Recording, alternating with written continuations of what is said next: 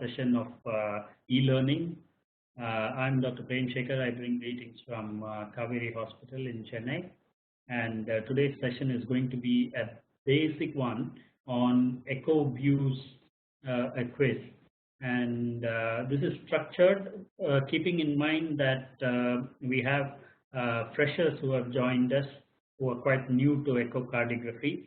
I've just interspersed a few interesting echoes in between just to keep it interesting. So fairly long one, we'll get started off. This is the first slide. What is the echo view? What is the test performed? And what is the inference?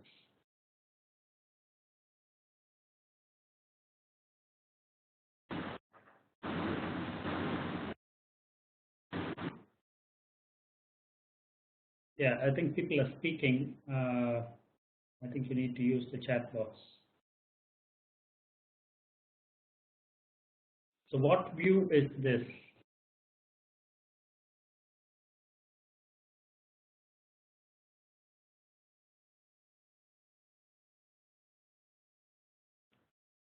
So I'm not, yeah. Okay, 4-chamber apical, and that's correct. Contrast echocardiography. So this is a bubble contrast, agitated saline bubble contrast echocardiography. And that's good. We're getting some answers here. So what is the inference? I don't want a specific diagnosis. I want the inference of the result. You see contrast coming in the right side of the heart first, and then after a few cycles, it's filling up the left side of the heart. So what does that imply?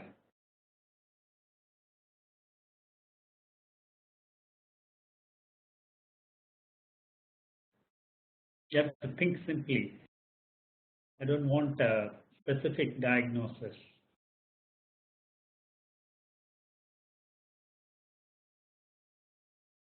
Yeah, I'm getting a very long answer saying contrast not getting absorbed in the pulmonary circulation and all that. So basically this implies a right to left shunt. Okay, right to left shunt, and this shunt could be either intracardiac or intrapulmonary.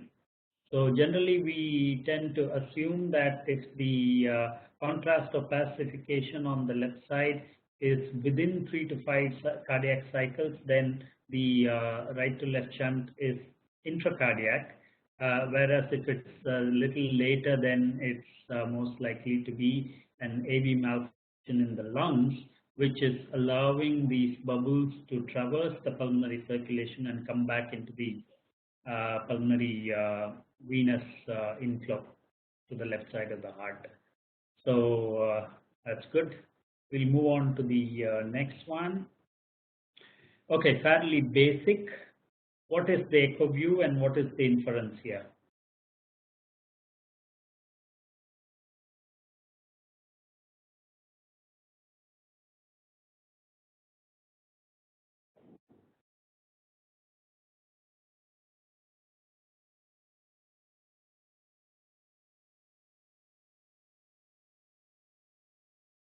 So just to help, this is the spine. I'm apologize for the poor quality of the echo, but that's the cross section of the spine here.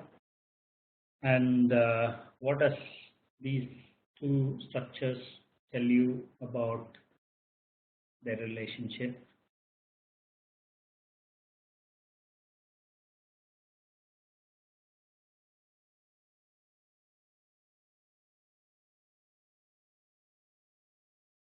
Okay, so it is a subcostal short axis view, and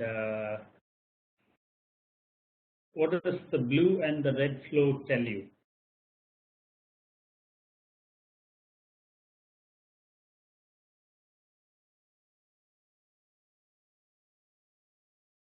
Now, the blue is pulsating, as you can see, obviously. So, and that is lying on the spine. So that is the aorta. Sanjeevan Ghosh is right. So that is the aorta, and the red flow is a non-pulsatile flow.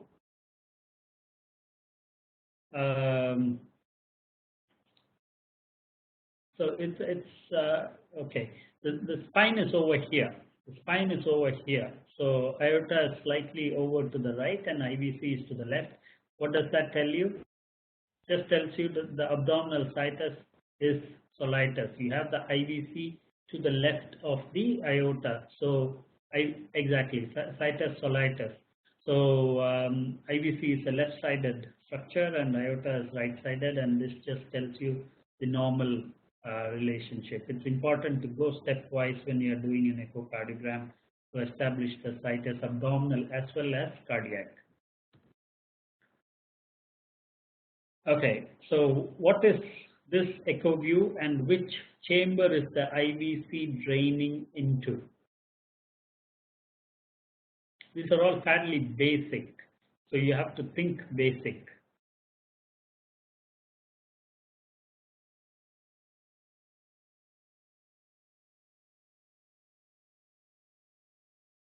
Subcostal long axis view and IVC in RA. Okay, so why do you say IVC is going into the RA?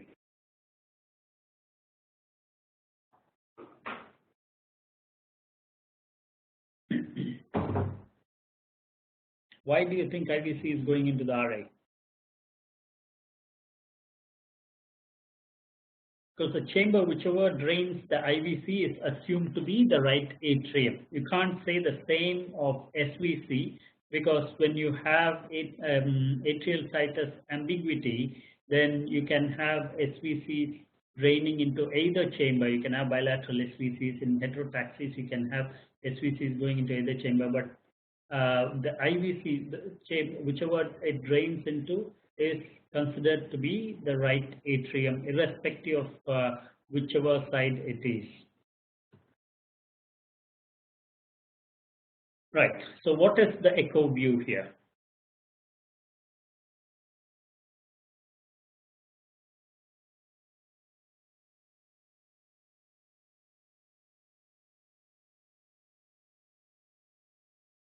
Let's move along quickly because there are quite a few slides to go through. So what is this echo view? I just want you to tell me the echo view. Subcostal, two-chamber, cross.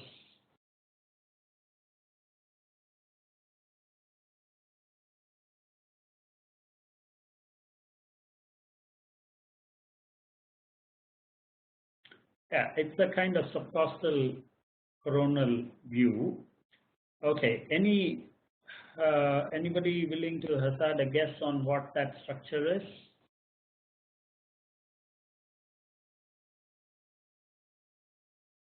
The circular structure adjacent to the septum?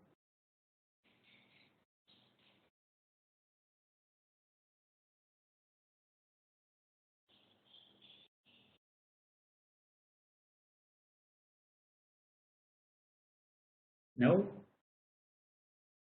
What? Septal aneurysm? Okay. Aneurysmal fossa ovalis? Okay. Right, it's neither of those.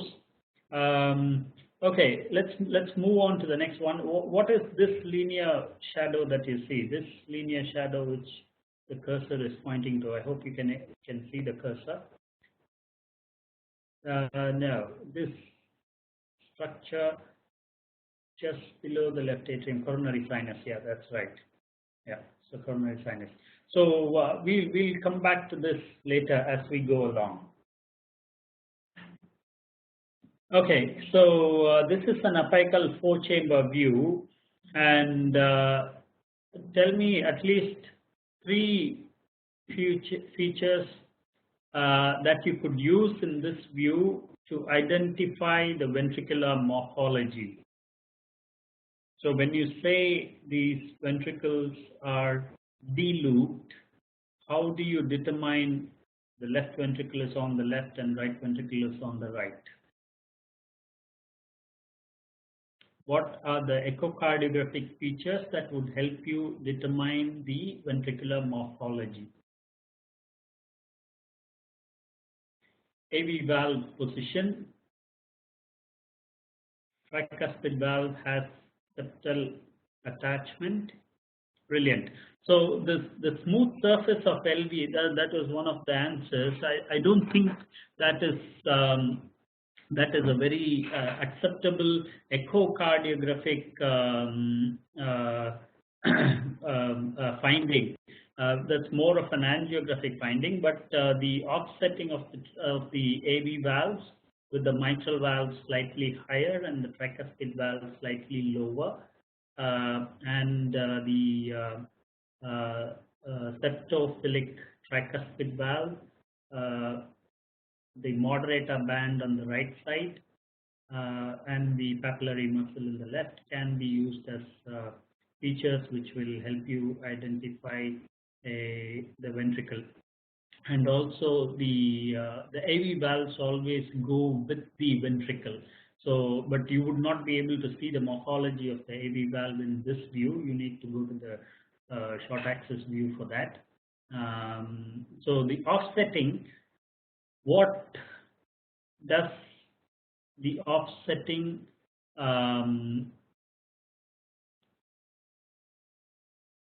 contribute to the septal morphology? The atrioventricular septum, yeah. So Aritra is right there. So you have an atrioventricular septum, which would, if there was a defect, would ensure a communication from the left ventricle into the right atrium. So that is what the offsetting does, the membranous septum. Okay. Comments on this echo?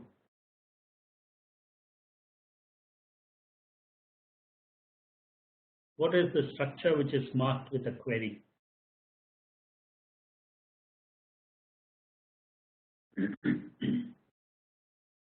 There were some answers earlier. This is the same patient whose subcostal view I had showed earlier, and the answers were aneurysmal IAS and what else was it? Fossa vallis aneurysm. Neither of those are correct. Any guesses?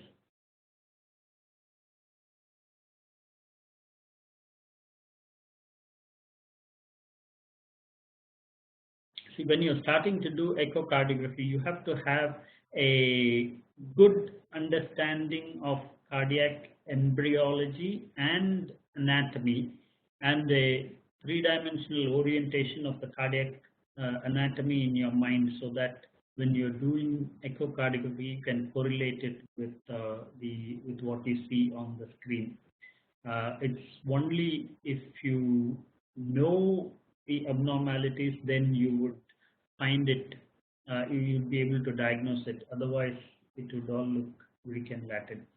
Okay, we'll leave this for later. We'll come back to it later. Let's move on to the next one. What is this pathology that you see?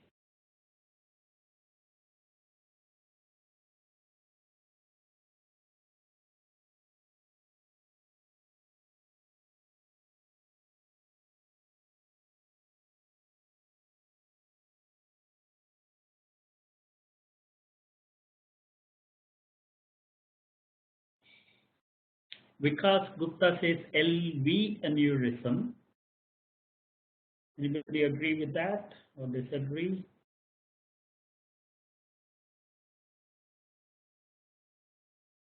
So this is an aneurysm, that is correct.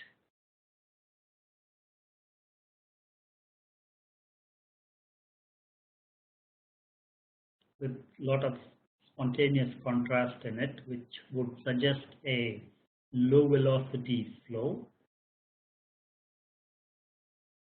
Don't see any obvious clots in them. What is it connected to?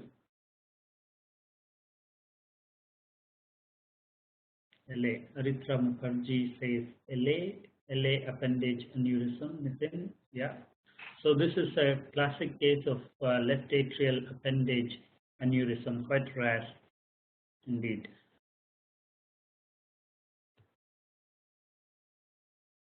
Okay, what is this echo view, and what is the most likely diagnosis for this lesion?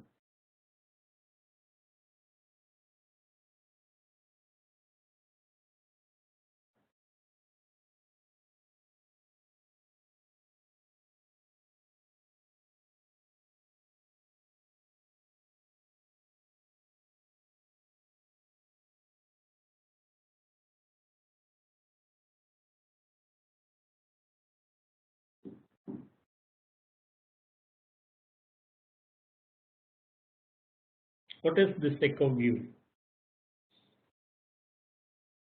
So apical 5 chamber, that's right. And what do you think that mass lesion is most likely to be?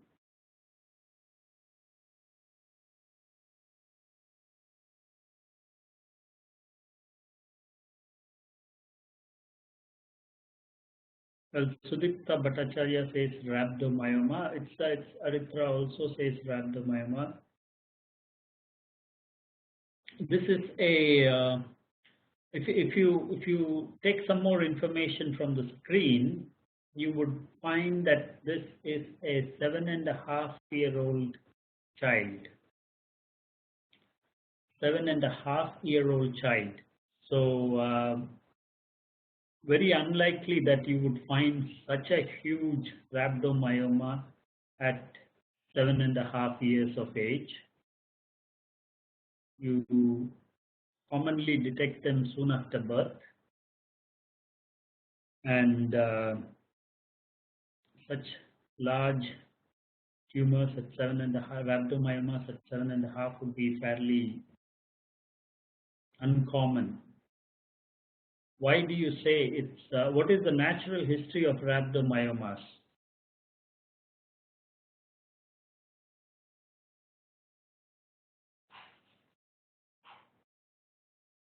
Mostly they regress, that's right. So and majority of them regress, so they don't grow.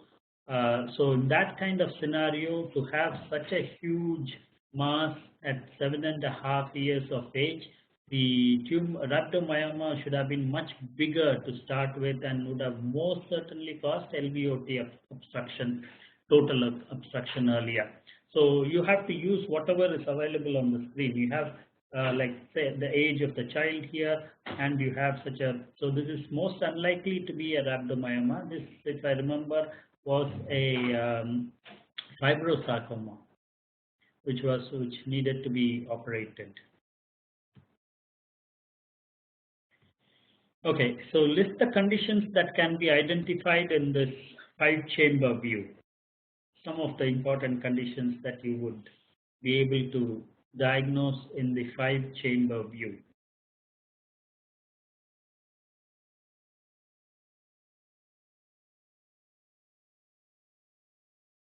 Perimembranous VST, good.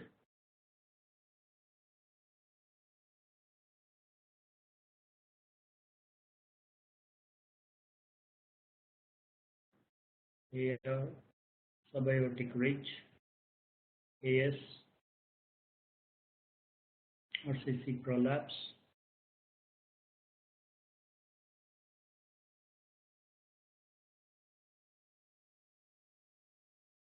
Yeah, so that's all good. So most of the lesions that RSOV, yeah. So most of the lesions that are close to the left ventricular outflow tract obstruction. I'm glad a couple of you mentioned subaortic ridge or subaortic membrane. Because many of you would come across patients with vibratory ejection systolic murmurs, which most of the time you would find are innocent, but sometimes when you have an evolving subaortic membrane, you may find a similar quality of murmur. So it's important to know about it, and only if you know about it, you would look for it. So that is one thing which you should always diligently look for when you are evaluating a child with a murmur which you think is innocent. And not only that, you can also have lesions in affecting the mitral inflow, porta atriatum, supramitral membranes. All that could be ruled out in this view. Okay, so moving on to the next slide. What is the echo view?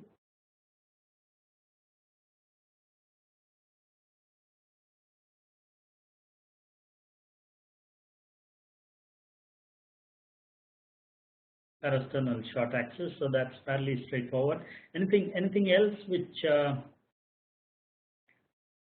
catches your eye?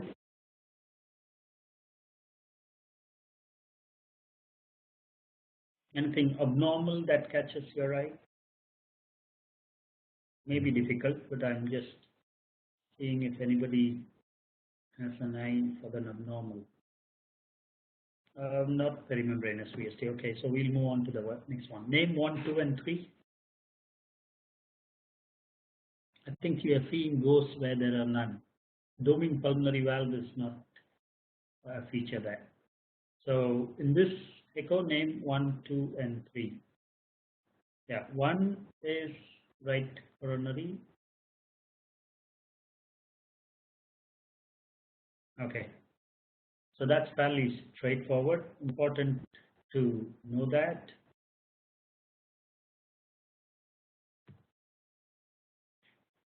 What structures are the arrows pointing to?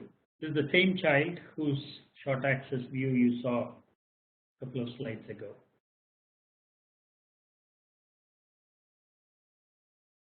Yeah, LMCA.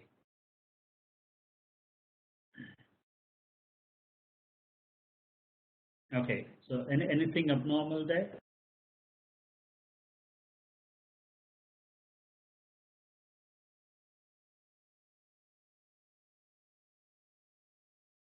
Yeah, aneurysmal RCA. Aneurysmal RCA. Okay, what do you think could cause an aneurysm of the RCA? Kawasaki is a reasonable suggestion. Yeah, good. Everybody is going with Kawasaki. Anything else?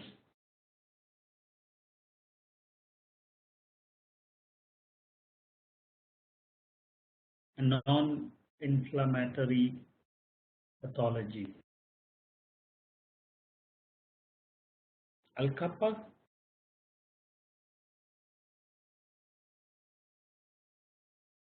Ectasia? No, it's not Al-Kappa, it's not ectasia.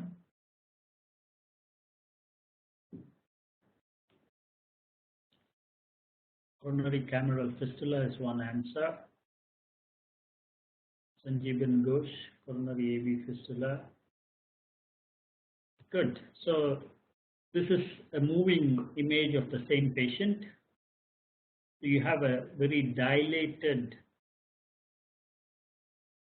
right coronary artery. Possibilities are Kawasaki and coronary fistulas.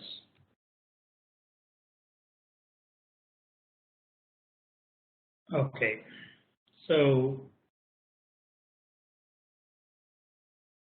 this is the same patient whose apical 5-chamber view I showed you earlier, and you see the right coronary is grossly aneurysmal, and that shows you the importance of the sweep in pediatric echocardiography. You just don't have a fixed view, you sweep up and down to catch the entire structure. If you remember from the 5-chamber apical view that I showed you earlier, you would have missed this lesion unless you sweep up and down and catch it. What is this echo view?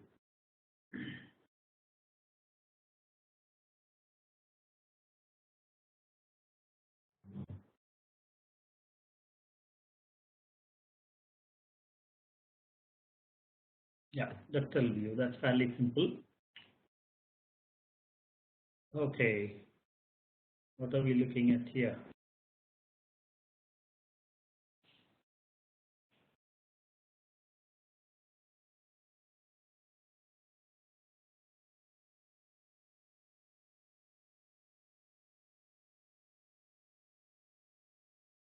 Parasternal short axis view showing the PA confluence. Okay.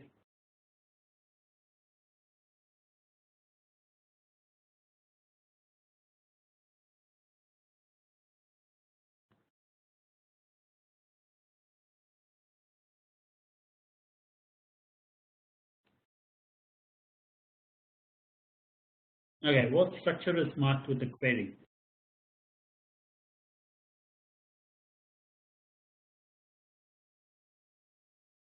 Descending aorta. That's good.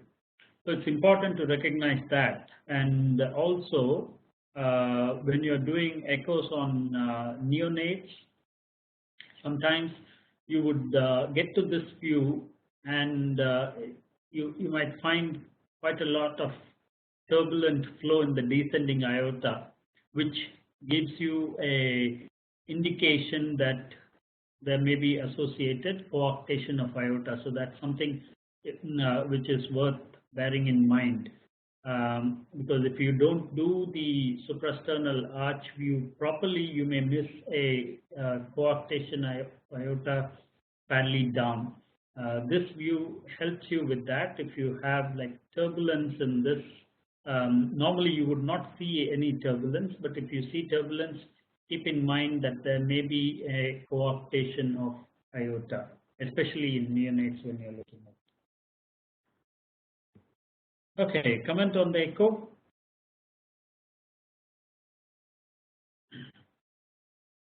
The parasternal short axis view. Anything striking? PDA, brilliant. So that's a two-dimensional echocardiography of a small PDA. So it's important to be able to recognize and get a view of the PDA without color so as to get accurate measurements. Okay, what is the structure measured? There are two measurements. What are they? Ampulla, yeah. Neck of the PDA and ampulla. So this view is extremely useful. You can get very good measurements before planning a device closure of PDA to choose the size of the occluder. So this is an extremely important view and quite well worth using. So that's a small PDA. Nothing striking about that. And that's the Doppler. So I know somebody else is talking about Doppler quiz, but what does this Doppler value tell you about the PDA?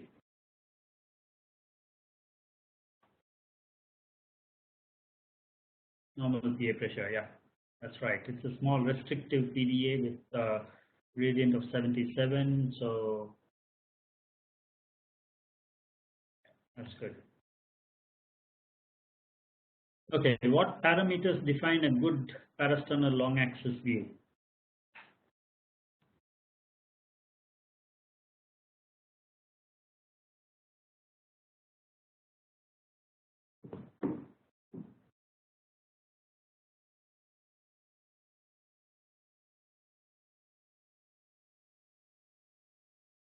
Yes, I think Nilesh is correct. Both mitral valve and aortic valve should be fully seen to open and close.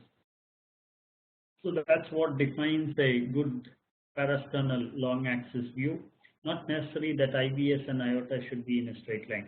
It's that the mitral valve and the aorta should be seen fully opening and closing. And it's important to get a good parasternal long axis view so that you can get a good M mode measurement.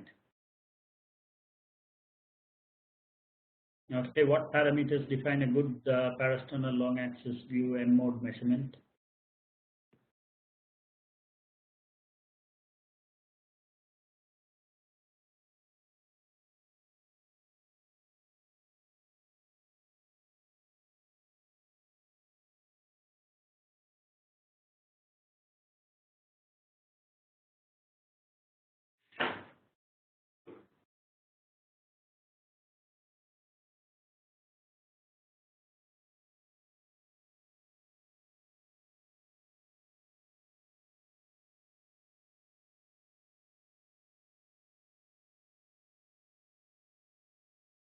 How do you get a good M mode measurement?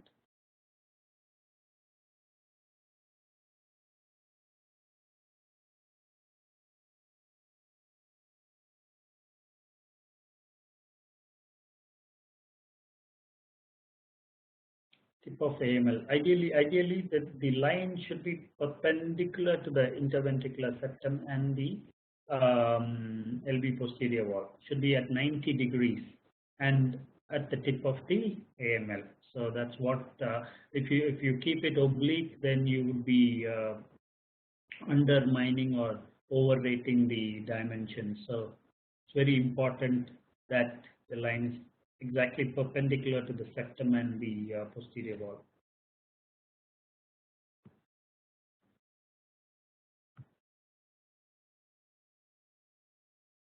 Okay, what is this echo view?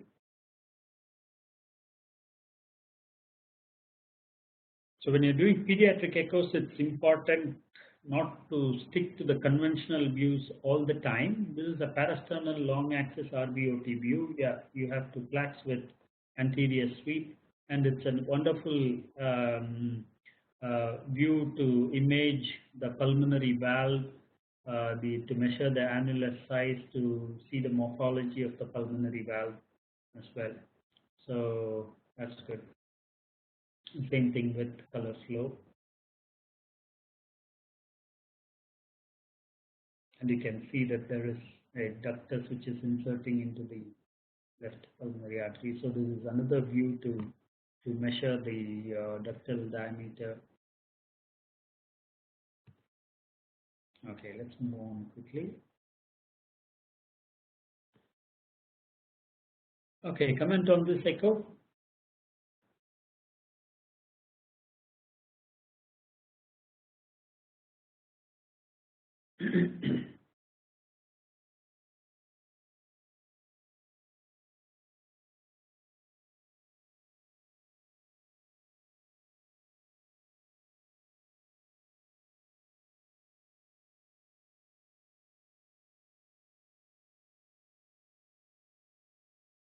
Yeah, coronary cameral fistula from RCA to RA.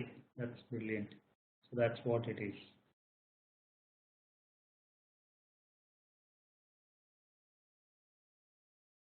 Yeah, good. So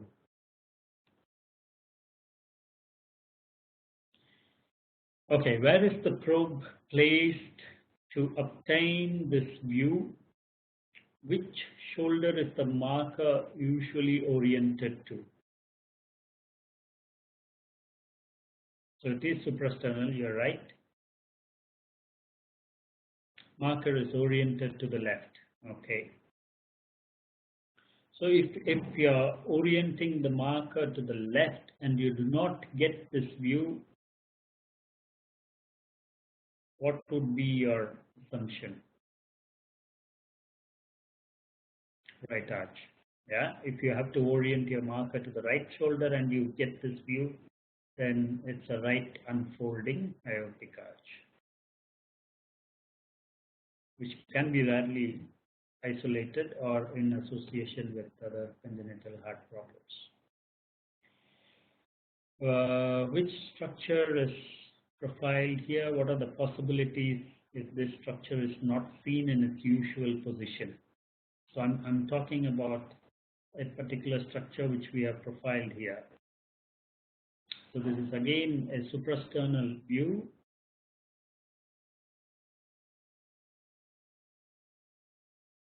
modified to profile a structure. What is it?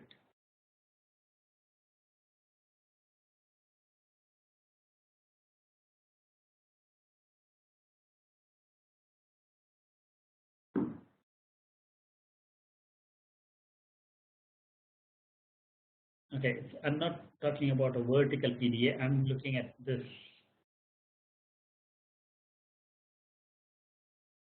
Yeah, so left innominate vein. Sanjeevan Ghosh is right. Left innominate vein. So if you don't see it in its usual position, what are the possibilities? What are the possibilities if you don't? This is a normal.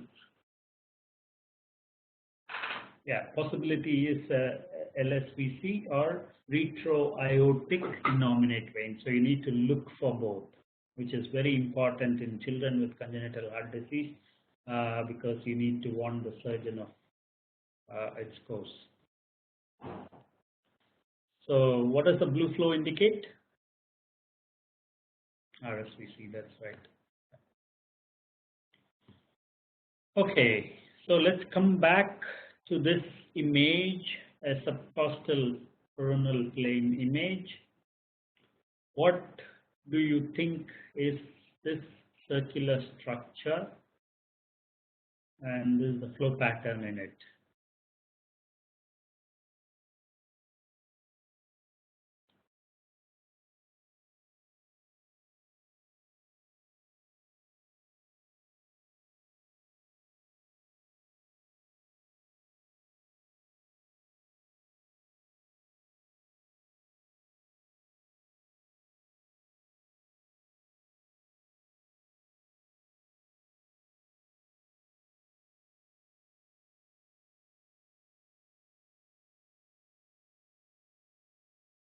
What is that structure?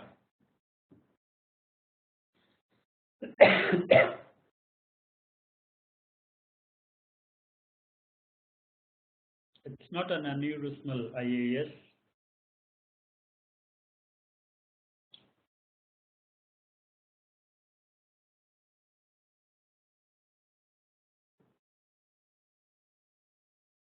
It's not quadratum.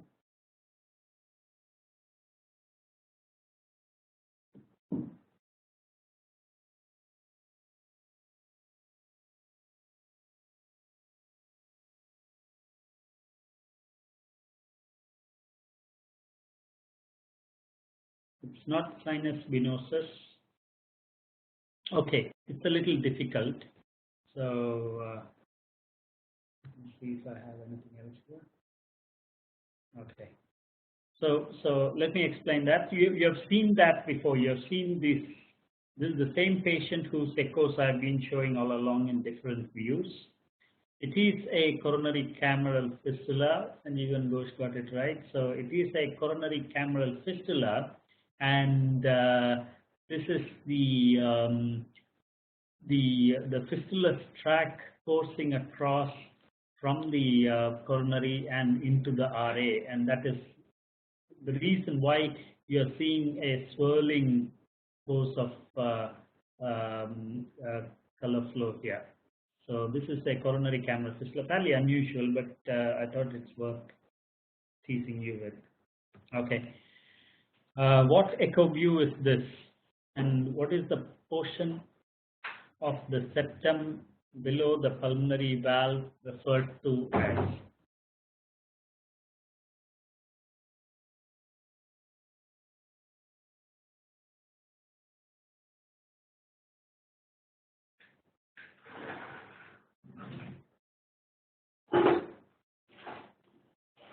Conal septum, yeah? That's right.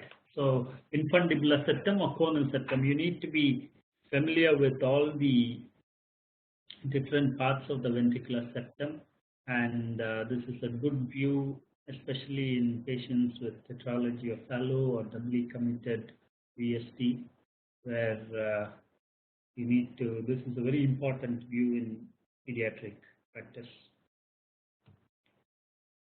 The same view, if you just dip down, then you open up the left ventricular outflow tract. Okay, what are the pathologies revealed in this echo?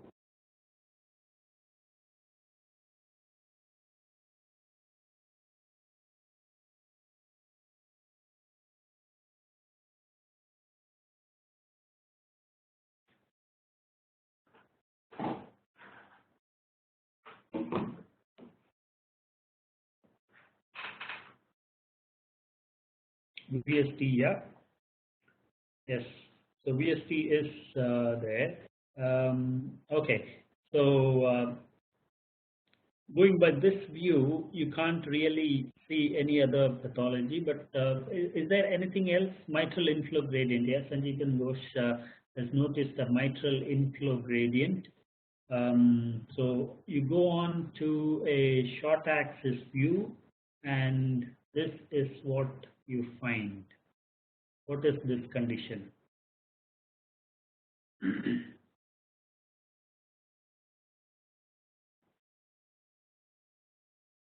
Double orifice mitral valve. So I'm just going to go back to that slide. Uh, and this is the same patient with the double orifice mitral valve, but four-chamber view, and you cannot make out the pathology except for slight restriction of flow in one particular plane. It's not in all the planes. So until you go on to this and you see a nice double orifice mitral valve, so that emphasizes the importance of examining the heart in all views. And always it's mandatory that you clinically examine the patient, auscultate, and then do the echocardiography. You don't straight away go and put your probe on the patient. So, what is this pathology?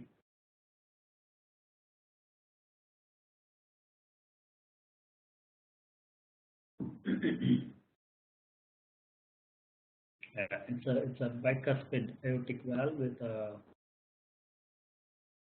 stenosis and a 3D echo. Okay. Okay. What is this condition?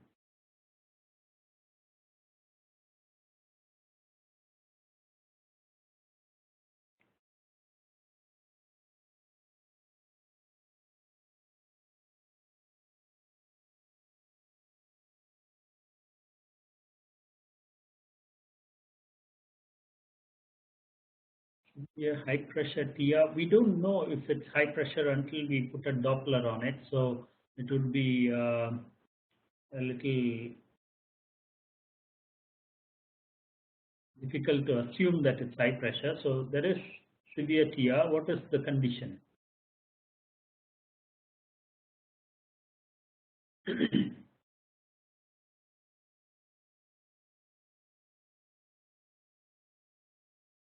No, there's no other associated problem with this. This is just comment on what you're seeing. It's not pulmonary hypertension. Just comment on the echo picture. ATL prolapse.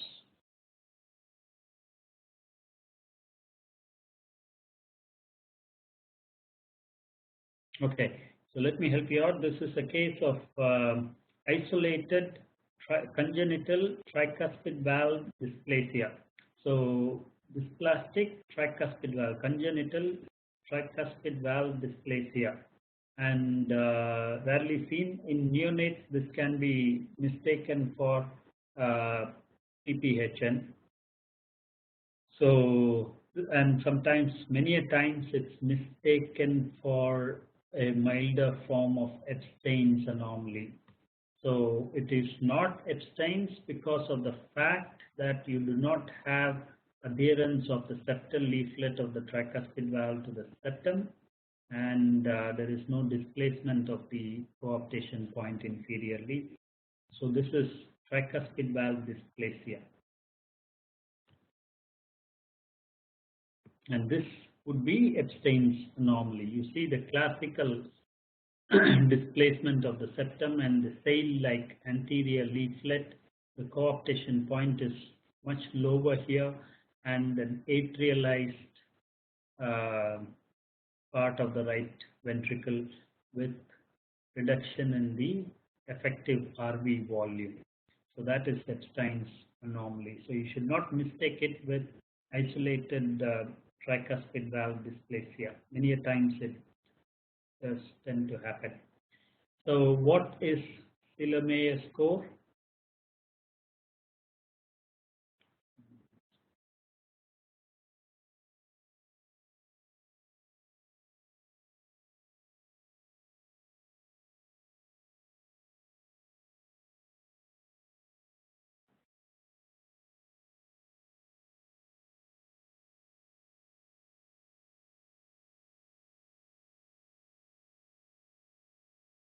Yeah. So it is the RA plus atrialized RV divided by the rest of the portions. And greater the score, is it good or bad? How does it help prognosticate? High mortality. That's right. So if you have a ratio of less than 0.5, then the mortality is 8. 0.5 to 0.9 is 9%, and 1 to 1.49 is 10% during neonatal period and 45 in later life. And if the ratio is more than 1.5, then it's a 100% mortality.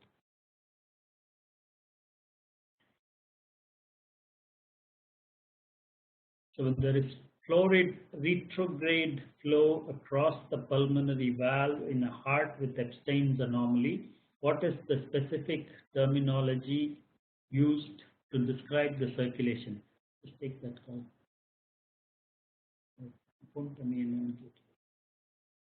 What is the specific terminology used to describe the circulation when you have florid retrograde functional pulmonary atresia?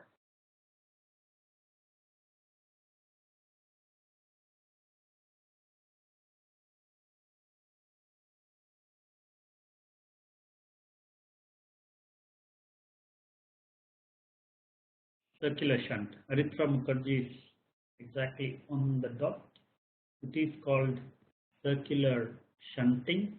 So you have a gross tricuspid regurg, which puts up the pressure in the right atrium, and you have right to left shunting across the PFO, and you have retrograde flow across the PDA. So you have what is called a circular shunting. And how would you manage that? If you see a neonate with the circular shunting, what is the management?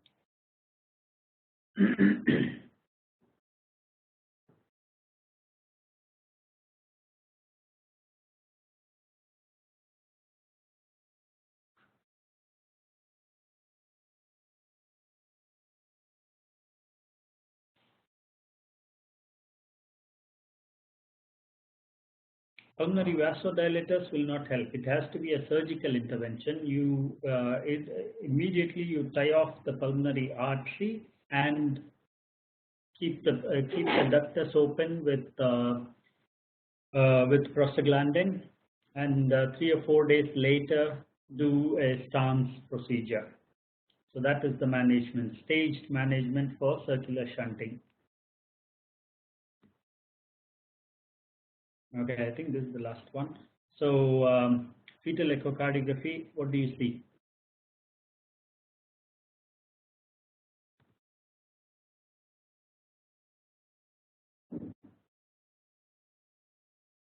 What is the diagnosis here? Take your time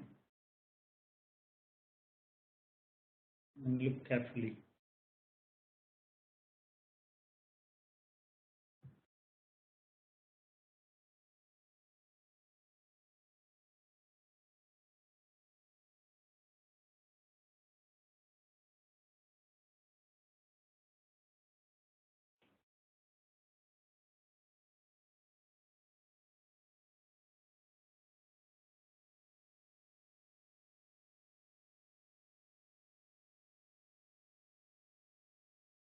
not tricuspid atresia. Look carefully.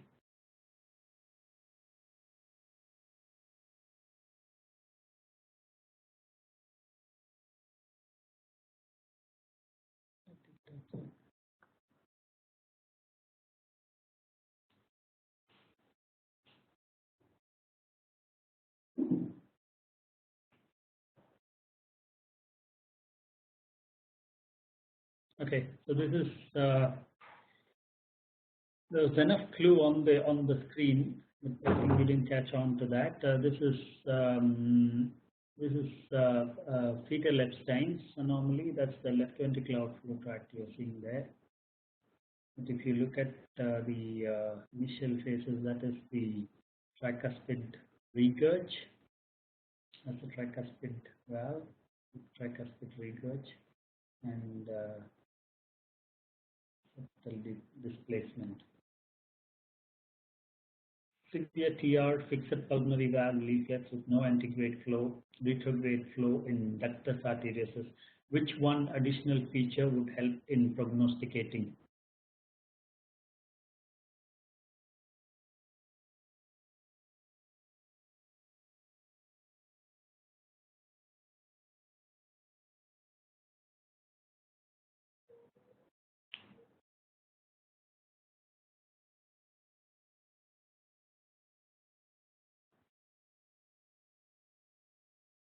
Would be the pulmonary regurg. How does the presence or absence of PR affect your immediate postnatal management?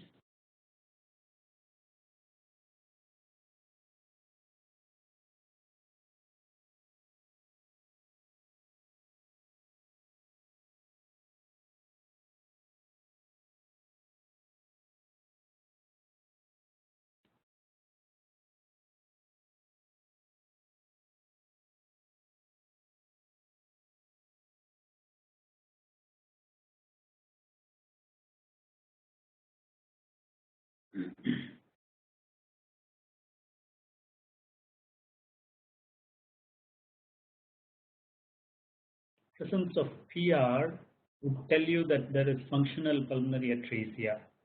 What findings will make you advise elective cesarean section as against normal vaginal delivery in this case?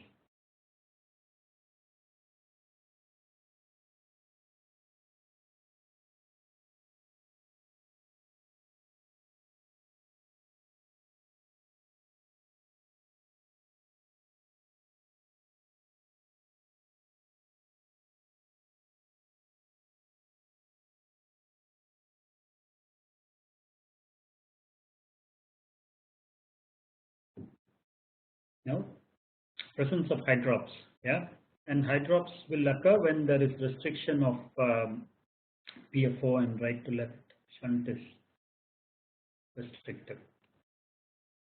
Okay, so we have come to the end of that session. I hope it was interesting and useful. All the best to you.